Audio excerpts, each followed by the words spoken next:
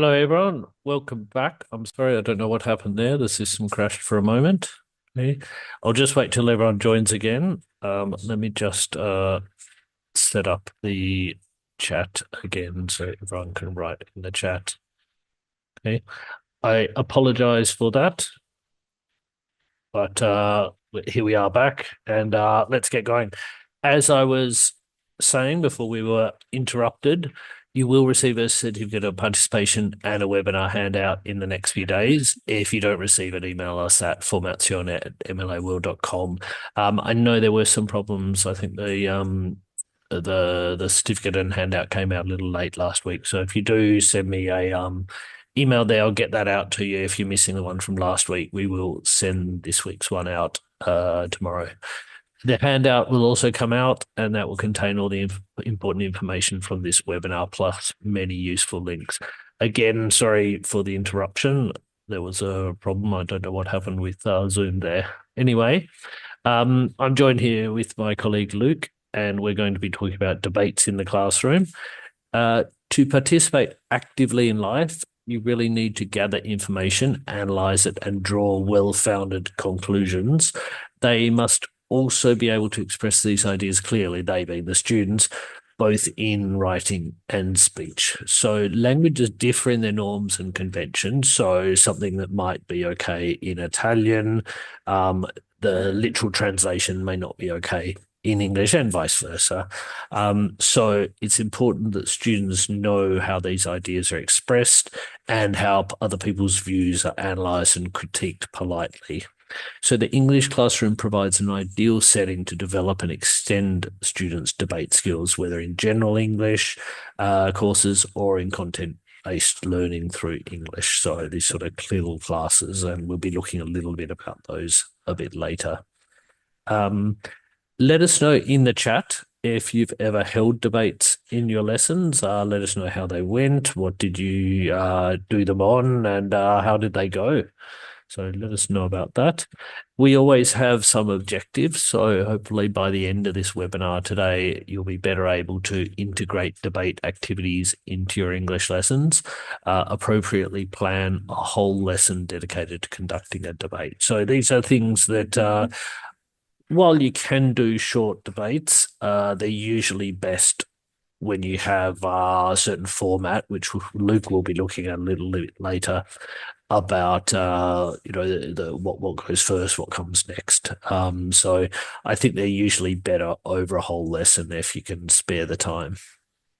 Anyway, first question you may be asking yourself is why debate? So the first thing is academic success. So debate really improves critical thinking and overall academic performance. So it gets students thinking about things from different points of view. Engagement, it gets students involved, they have the motivation, they participate. It's a sort of a little bit like making a game or a competition. They want to win the debate, although, as we'll see a bit later, it's not always about a winner and a loser, but obviously they want to do their best, and so it gets them involved in the topic. It gets them engaged, thinking about it, listening to other people's points of view, and obviously it's a form of communication. So not only is there the public speaking element of it, but they need to listen very carefully, and also writing. They'll have to write down some notes. Good way of getting students to write notes, which is something they might not be used to doing in English, and then expanding from those notes.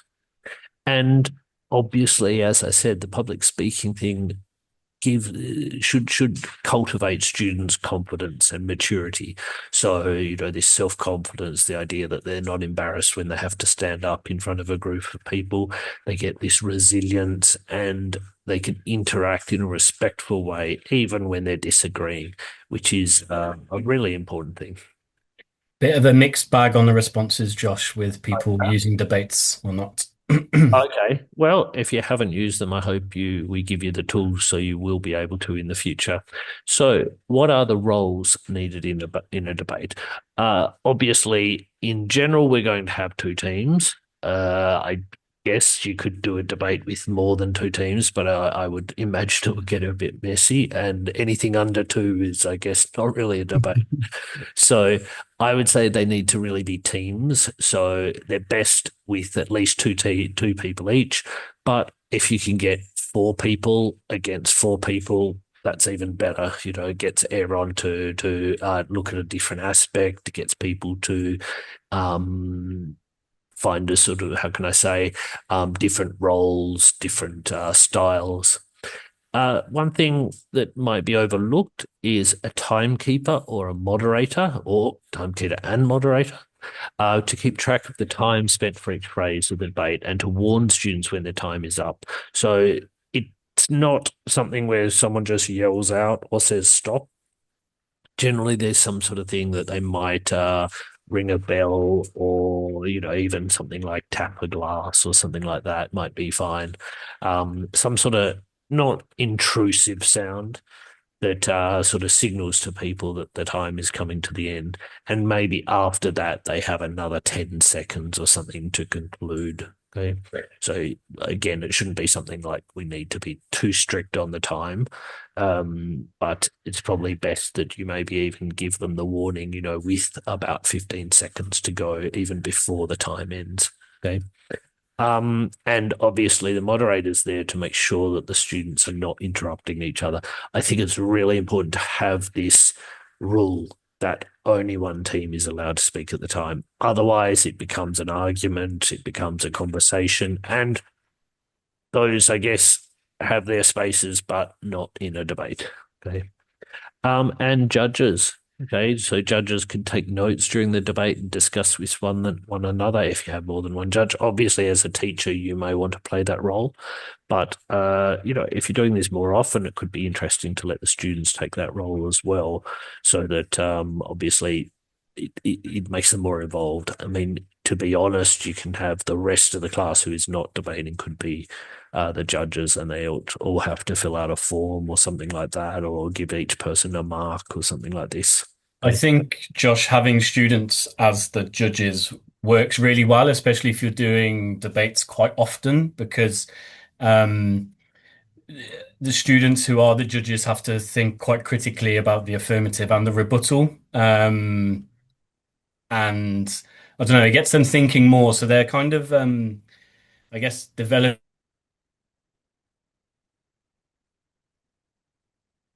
I think Luke dropped out for a second there, or at least he has to me. Okay, so sorry, we're having a few problems with Zoom today. But yeah, I think the idea of having students involved in the debate is really important. The students watching. Okay. Anyway, some considerations for the timing of a debate are the purpose. So, is the debate informal? Does it have, is it for practice? Is it confidence building? Is it formal, so research based and structured? Can students prepare in advance? Topic familiarity. Do students know the topic well enough, okay, to speak spontaneously, or do they need time to plan and organize ideas? Okay. So these are all things you should make sure you consider before you go into the debate, not at the moment. Okay. And language focus. Is there key vocabulary or functional language to teach? For example, you could give students a sheet, some debate phrases. I've got a lot of links in the handout this week, which are links to websites, and some of these websites have this sort of vocabulary that you can use. Again, we don't have necessarily specific vocabulary that you need to use in a debate, as we would, for example, let's say in an essay or in a report or in an article, these sort of more written forms. Again, it generally doesn't necessarily need to be anything particularly formal, but it depends on the level of your students. You might want to give this sort of scaffolding to let them put them at ease, let's say, okay, and present their ideas. Again, particularly when you get into a rebuttal or the final stages, uh, sort of polite language to disagree with someone is quite important, because we really don't want it to become rude. We always want a debate to be respectful. Okay. and level and maturity. So, for example, uh, it can be quite fun with more advanced students, with older students, to talk about some quite, let's say, controversial topics. That can be really fun. But obviously, other ideas you can have a look at these. There's a lot of videos about logical fallacies that you can use to people can rebut and say, well, this is ad hominem, this is reductio ad absurdum.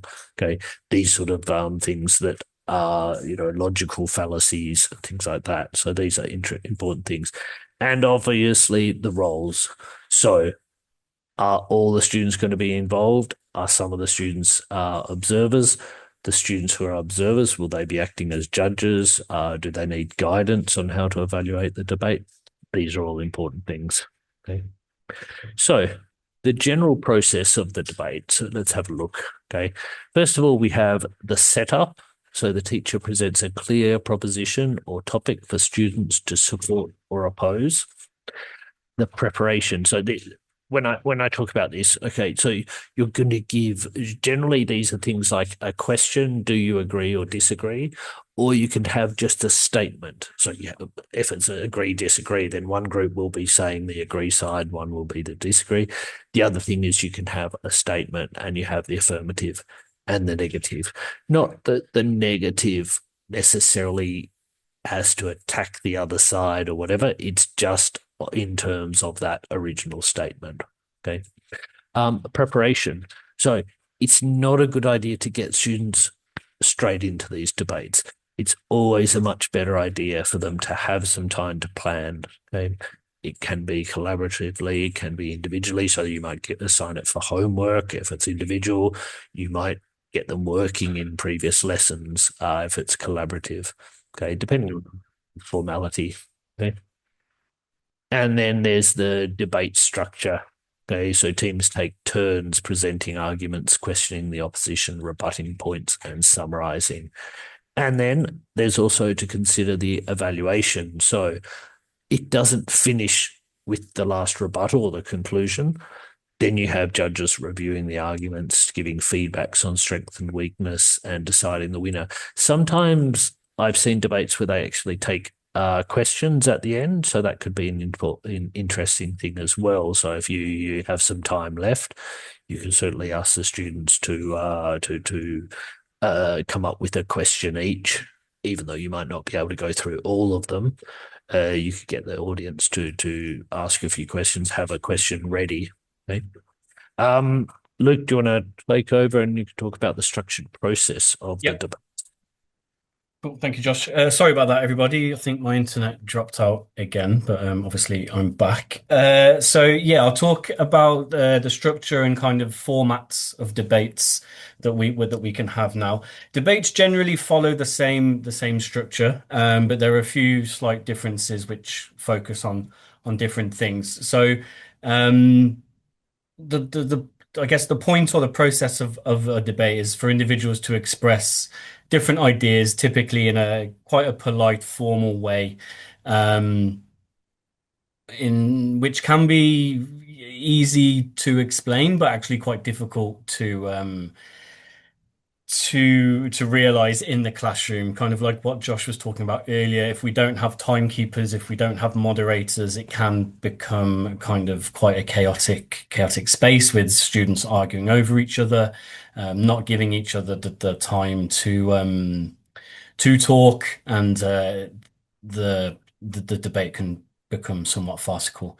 And I Um, think this is like, sorry to interrupt, but I think this is a lot of the reason why a lot of teachers avoid debates because they fear this sort of thing, losing control of the class. Whereas with these sort of structured process, I think what we're trying to give you this sort of way of getting students to know the rules and what to expect. And, if it doesn't work the first time, it doesn't mean they didn't learn something from it. And it also can prepare for a second time. And then, like everything, like students can get used to it. And, after a while, they'll be doing it and enjoying it. So there are several stages required to achieve a successful debate. So the first thing that we need is a clearly stated proposition or question which permits the development of opposing views. Quite a common one would be, is school uniform good to have in schools or not? And then the students can argue for school uniform or against. The next, I think talking about that, I think it's something where I don't know if we talk about in this in the slides, but one thing that can be interesting too is not to let students choose which side they go on. Mhm, The teacher assigns the people that are pro and con. mhm. That way, the students don't necessarily have to agree with the proposition in their heart. They're learning to argue based on, look up, think of the pros and cons. Again, you could even get them to look into the pros and cons of the proposition before they know they're going to be doing a debate. Okay. I think it's good for students to, well, for anybody really, to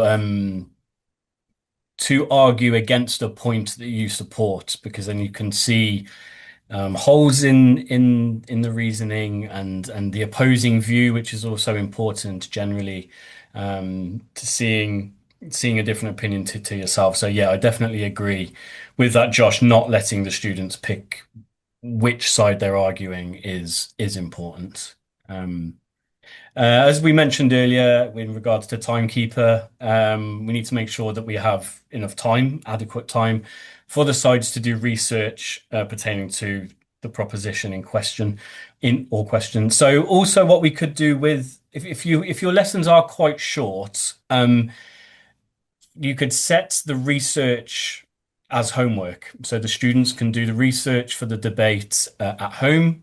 So long as they know what side they're arguing for, they can come to the next lesson with their notes, and then you can go straight into the debate then, because hopefully the students will have done their homework and they will have all of their notes ready.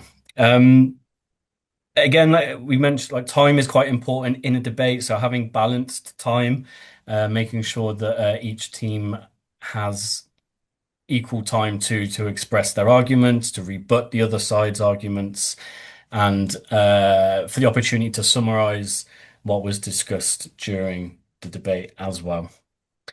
Feedback, like Josh said earlier, like maybe some questions and answers at the end. Allow the judges to give feedback, whether that be the teacher or of the students on a judge panel, to say which side presented best and how the sides rebutted the opposition.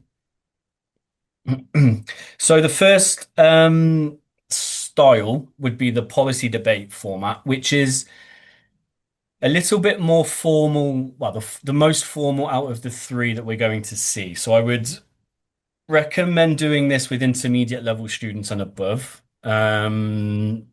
just because the format is slightly more organized than the other two that we're going to look at. So we need some preparation time. Okay, so teams receive the proposition, they research their position and prepare brief notes. Brief notes being quite important here. We don't want the students writing paragraphs and paragraphs.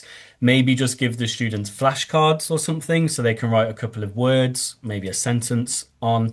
But we don't want students writing paragraphs of text. And then once the debate kicks off, we have the introduction. So one speaker per team outlines the main arguments of the debate. Sorry, of that team in the debate. And then we have initial arguments. So the teams take turns. So you have team one will say an affirmative statement, and then team two will say an affirmative statement, and then back to team one. Okay. So the students then are, yeah, making an affirmative statement for or against the proposition. Okay. And then, sorry, the speakers in this use the notes, but they don't read. And the opposing team listens and takes notes. So what's important at this stage is that the teams are making affirmative statements, okay, either for or against. They're not refuting or rebutting the opposing team, but they can take notes on what the opposing side has been saying. And then we have the intermission. And again, the intermission is important because this is where the students review the notes they've been taking, and prepare their counter arguments. Okay, so um, depending how long your lessons are would kind of dictate how long the intermission could be. But it's good to have maybe 5, 10 minutes if you can for the students to develop some good counter arguments in this period. And then the second stage of the debate is the rebuttal stage. So again, following the same format as the first stage, the teams take turns to respond and challenge the opposing arguments. I think what's important with this stage of the debate is that the students um, they challenge and rebut statements that were made in the first stage. They don't just kind of make things up, right? The idea is that they were listening, actively listening, and they're countering points that the opposing team makes. They're not just making their own counter arguments. So they're rebutting what has already been said. And then once the rebuttals have been made, we have a conclusion. So each team then summarizes the debate and then reinforces their position. One thing that I think is really interesting to do is what you can do. Obviously, Luke gave the example of having a classroom debate about whether uniforms are good in schools. Now, I would imagine a lot of students will say no, okay, and so they'll be naturally against them. I don't know. There'll be some who are for it, but in my experience, that's how it is. Now, in that doesn't mean that necessarily the negative team, the team against school uniforms, will win, because a great way of making it fair is take a poll before it starts to Mhm. see who is for and against. Okay, amongst all the students or amongst the audience, so the non-speakers. Okay, and put that aside. And then at the end, those students have to do that again and see if they change their mind. Okay. And you judge the winners on whether how they went in relation to that first vote. So if it was, let's say, 5 people for school uniforms and 20 against, okay, if you end up having 6 for and what's that? 19 again. 19. Okay, so my maths. Okay. Um, that would count as a win for the pro school uniform guys, even though most people end up going against. They've managed to change someone's mind, Mhm. okay, or at least more people's minds than change the other way. Mhm. And that indicates the debaters have done a good job, because without the debate, those people would have changed their mind. Okay. Mhm. So that's an important thing to say, that we can't expect to have the judges in the end just how can I say, judging the debate on the argument itself, okay, on the topic itself. It's got to be based on the students' Like argument a swing of opinion. style, yeah, how they did it, whether they rebutted Mhm. honestly, whether they put out good arguments, whether they looked at the convincing arguments, things like that. Sorry to interrupt there. No, no, not at all. So the next two formats are quite similar, to be honest. The simple debate format, as you can see on the screen, is where one team makes an affirmative statement, then the team who is arguing against the proposition just makes a statement immediately after them, and it's just like a back and forth. Again, similar to the policy debate format, there's an intermission where we can look at rebuttals. But this one is kind of like your traditional debate. Team A will make a point, then Team B will make a point, back to Team A, back to Team B. So this one is probably the easiest to organize and for the students to follow. But obviously, you still do need to kind of keep tabs on the timekeeping and making sure the students don't, yeah, shout over one another um, in this way. But this would be quite a good format to do if you're not used to doing debates, or if the students are not used to doing debates. It's a nice way to introduce this type of discussion into the classroom without it being overly complicated. Yeah, we're looking at about, I guess that adds up. I haven't done the exact maths, but I guess about like 40 minutes, maybe with another 5, 10 minutes for the intermission Hmm. as you need. So I guess you could get it within a school lesson. Okay. Hmm. We obviously, your preparation, things like would need to be done either as homework or in the previous lesson, and whatever feedback, you might have a bit of time to do the feedback at the end. Otherwise, people can take notes and maybe you could give the feedback at a later date. Okay. Yeah. Feedback could also be given as homework as well. You could Yeah, for sure. ask the students to make notes, and then they, I don't know, they write a report on the debate based on the notes they made for homework. So the next format is fast and dirty. As I said, very similar to the simple debate, where it's just basically the intro and the first arguments are made together, whereas in the simple debate, the introduction was said, then the other team spoke, and then the first argument was made. So in this fast and dirty debate format, the intro and the first argument are made at the same time. The rest follows the same format as the simple debate. Um, so again, not too much to allude apart from that. But again, this is quite good if you've got like 40 minutes, 45 minutes, like Josh said. Um, you can do a quick debate on something which doesn't need a huge amount of prep, but there is always that prep that does need to be done. But you don't need to think too long about setting this format up in the classroom I itself. I think, as we sort of said, both Luke and myself, that these sort of debates are usually best as part of a whole theme throughout your lesson. So it shouldn't be just like, okay, today we're going to do a debate. Here's a topic. Let's start. Okay.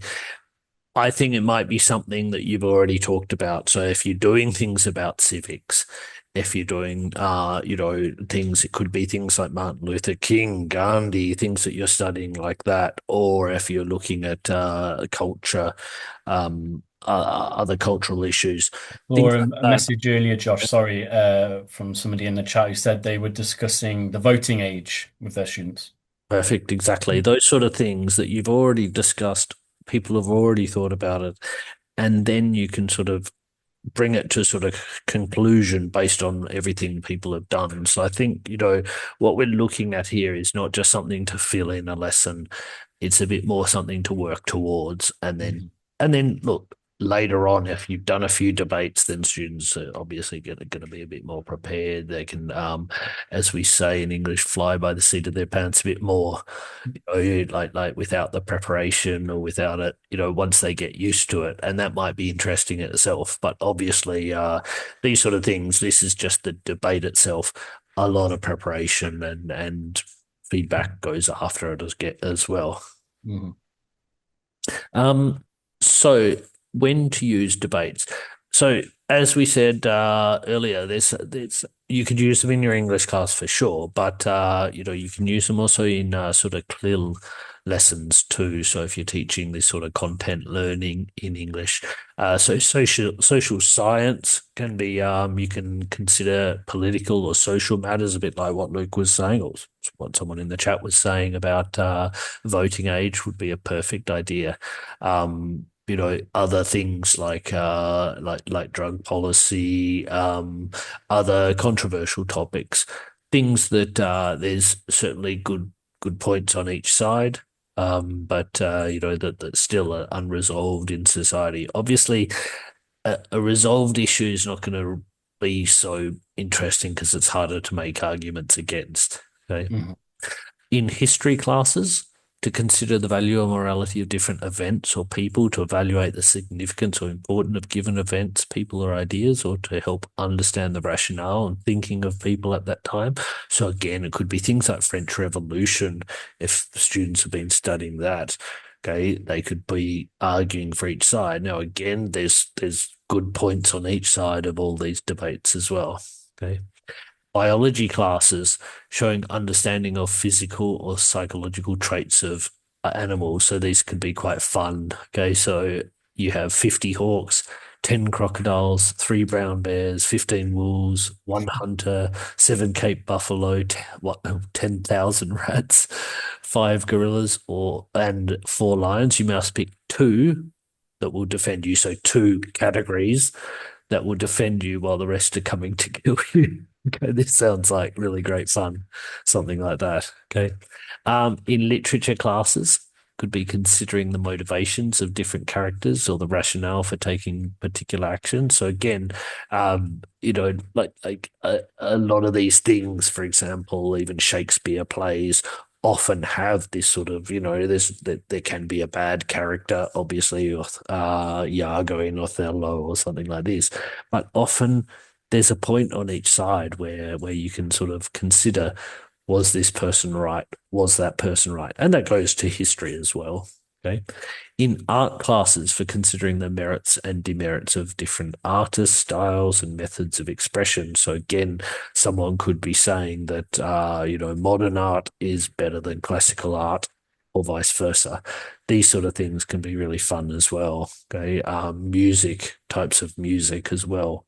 Okay. Again, if it's done in a sort of respectful way, I think it can be really valuable. And I mean, to be honest, the very fact that it's respectful is what you're really trying to teach them. Okay. Because that's something that, we want to teach them to be able to do that in another language, in their own language as well, obviously. Okay. And in interdisciplinary classes such as physics and mathematics, you could do them on these sort of things. So too, is this thing useful? Should people be studying this? Okay. These sort of things. I'm no expert in physics or mathematics, so I can't really tell you too much more about that, but there's some links in the handout about those sort of aspects of it too. In conclusion, the uses of debate. So debates can develop skills such as connectives and hedging. So these sort of connectives connecting two ideas, you're backing up an argument, hedging in the sense of defending your sort of point of view. You can expressing polite disagreement, conducting research, and discussing real or hypothetical scenarios. So these sort of things really encourage students to put into use all the sort of things they've been learning throughout the years. These sort of grammar points, conditionals, second, third conditionals for these sort of forms. When you're talking about hypothetical, you really need those. So it's drawing on some quite complex grammar. Okay. And then these sort of things that's going to be useful in their writing as well. So if you're doing intermediate, upper intermediate, advanced writing, you can have students making an argument, writing an essay, things like this. Okay. Progression. So starting with simpler formats and gradually moving towards more structured or formal debates as students gain confidence.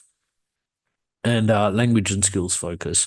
So integrate this work on polite disagreement, linking words, note taking, logical reasoning, and even things like body language. Get students to make their point with their gestures and things like this. But as I said, polite disagreement. Again, what you want to emphasize to students is that, once it starts getting aggressive, once it starts getting personal, then that's going to lose them the argument, not win them the argument. So I think that's really important, that what we want to emphasize to the students. And obviously, practical consideration. So adapt the complexity of the debate to the available class time and students' level. If you manage to have a longer class time, for example, a double lesson of English, you could fit in the whole process into it. If you only have a school lesson of English, then maybe you want to do some preparation before or as homework. And as Luke said, we could do the feedback as a homework assignment as well. But a longer lesson, you can maybe incorporate all of these sort of things into it. And then again, these can be done shorter things for lower level students, a lot more how can I say, you could even have some pre-prepared arguments, things like this for the students to read out or notes given to the students. So it doesn't mean that you can't use them for lower level students as well. Sorry, Josh, to interrupt. I don't know what's happened to my video, but no, definitely with lower level, definitely have some like sentence starters and some kind of yeah, almost some like pre-made points which the students can expand on. Just something that's popped up in the chat. Stefania has said that she has a class of 28 students, and how would we organize a debate? Stefania, I probably wouldn't do a debate with that many students in the class, to be honest. You could do smaller groups and have debates in the smaller groups, but not as a whole class. That just wouldn't work for Yeah, me. for sure. But I mean, look, if she has the opportunity to do a few classes on debates, Hmm.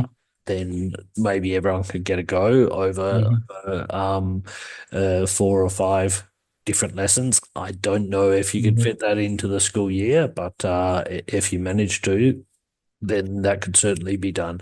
Again, it also doesn't mean that like maybe you could get some students to do the research, other Yeah. students to actually do the debate. So it doesn't mean that everyone has to be a debater.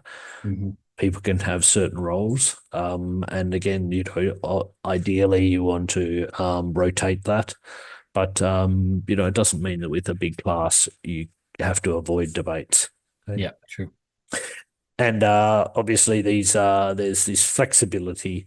The debate formats can be adjusted. So again, you can do a shorter debate with just a couple of points, a simpler debate. Even younger students could debate to sports, to even apps Cuisine. or video games, sort of things like that. Okay. Hmm. You could do the order of the rebuttals. Again, you could even have like one team they switch the order for the rebuttals. Hmm. Combine the stages as we saw in the two sort of styles we had there. Again, these are sort of the ones we've been presenting, but you'll see in the handout there's a lot of videos and websites with advice about debates that are going to have some other formats and things like that. So certainly, I would encourage you to look into those links and see if there's things that we've talked about that doesn't seem to suit your style of class or your level of class. Have a look into the material in the handout because I think there's a lot of good ideas in there. Okay. Hmm. Um, that brings us to the end. So, I apologize for the problems we've had a little bit with Zoom this evening. I think it's playing up a little bit. I hope it hasn't been playing up for our participants. But thanks a lot for your attention. You will receive a certificate of participation, and that will come out tomorrow with the handout. If you don't receive it, check your spam and you can write to me at Format2 And again, I know some people didn't receive it from last week, so please write to me if you didn't get last week's as well, if you participated in the webinar, and I can get that out to you. I remind you on the webinar handout, there is a link to our YouTube playlist, and you'll see all our archived playlists there of webinars. And we have talked about debates in a lot of other webinars, so I really encourage you to look at some of those. I've listed ones where we've talked about debates, but there's also a lot of other ones that you can see any webinars you've missed there. Next week, we continue with our series on Cambridge exams. So, the next 3 webinars are going to be on different Cambridge exams and different parts of the Cambridge exams. Next week, we're going to be talking about the B1 preliminary for schools listening paper, which is quite a good um, uh, uh, B1 level, I would imagine, it's sort of around intermediate level. So we're talking about the students that maybe, if your students aren't there yet, maybe they will be in a year or two. And listening is something that often doesn't get a lot of attention from teachers. They sort of find it hard, and I know in general for students not living in an English speaking country, it's often one of the weaker parts because they are not used to listening quietly to another language and sort of trying to do the comprehension. So we've got a special guest from Cambridge Assessment, that is Charles Stewart, who joined us a few weeks ago to talk about the A2 speaking.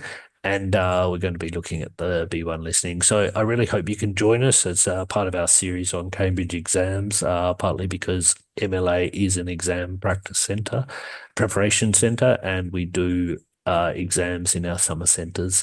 Anyway, thank you everyone for your participation, and thanks Luke as well. Okay. Thank you, everybody. Bye Good everyone, evening. and see you next week. Bye bye. Bye bye.